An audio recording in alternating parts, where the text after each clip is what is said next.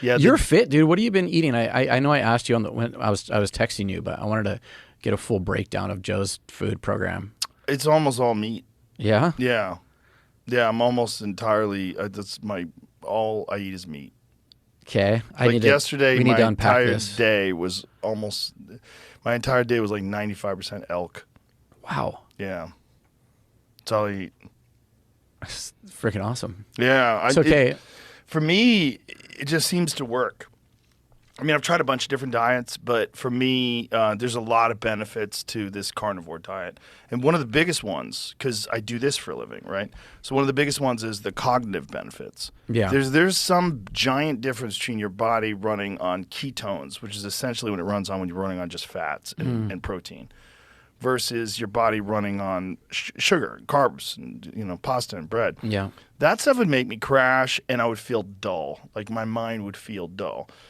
And when I started back on the carnivore diet, like one of the first things that I noticed, like almost immediately, was that I had an extra gear verbally.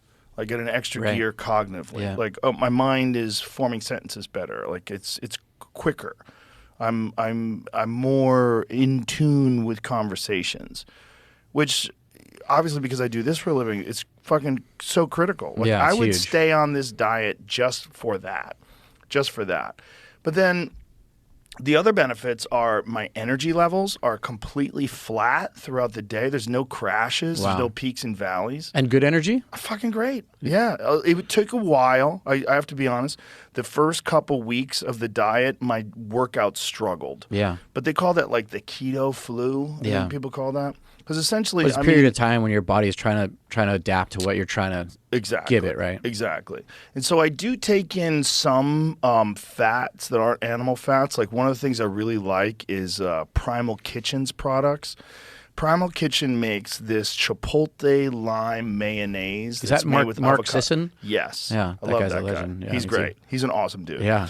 And Mark makes a Primal Kitchen mayonnaise that's avocado oil, Yeah. which is very good for you. I think we have some of that at the house. It's great stuff. And so what I do is I'll cook up on the Traeger, I'll cook up like a few elk roasts like for the week.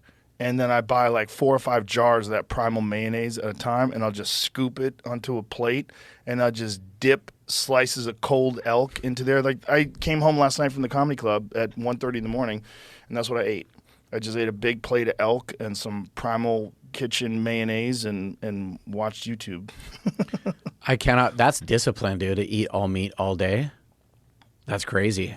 I'm pretty decent. Like I'm pretty decent. Like with discipline, and even with my food, I'm really disciplined with working out, and kind of disciplined with food. And I'd say for like 80% of my food intake is like pretty darn good. It's like meat and eggs for the most part.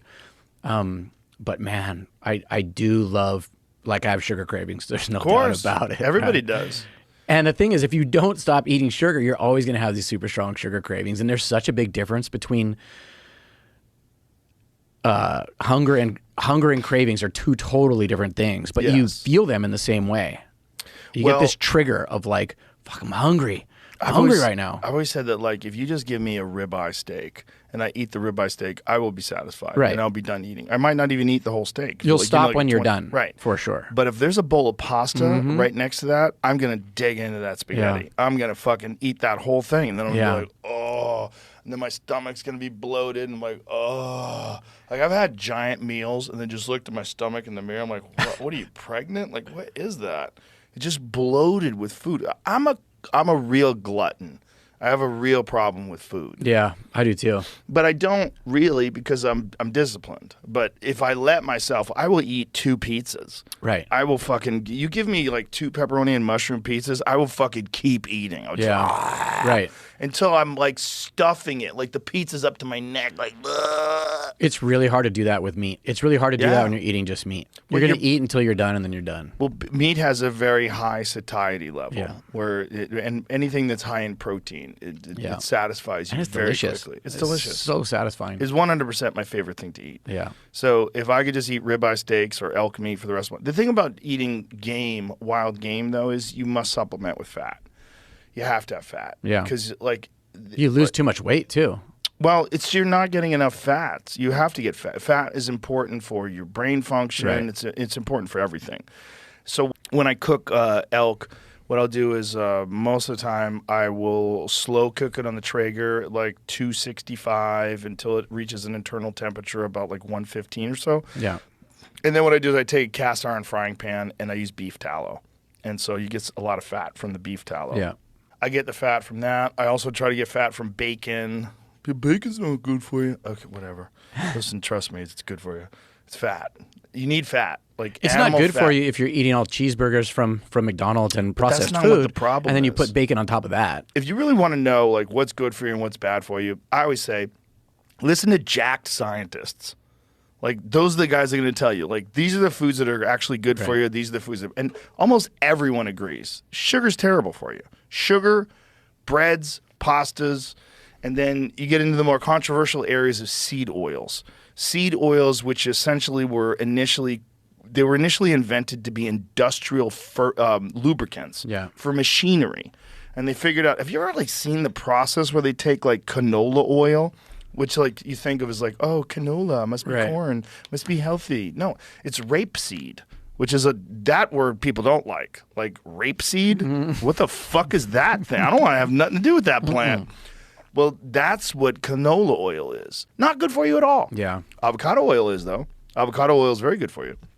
Olive oil, very good for you. And so with my diet, I have to make sure that I get healthy fats because if you just eat just only like elk, there's not enough fat. They're too lean. Yeah, definitely. But ribeyes, you could eat all ribeyes all day. If I ate all elk, I would probably weigh 130 pounds. You'd get shredded, though, son. Shredded like crazy.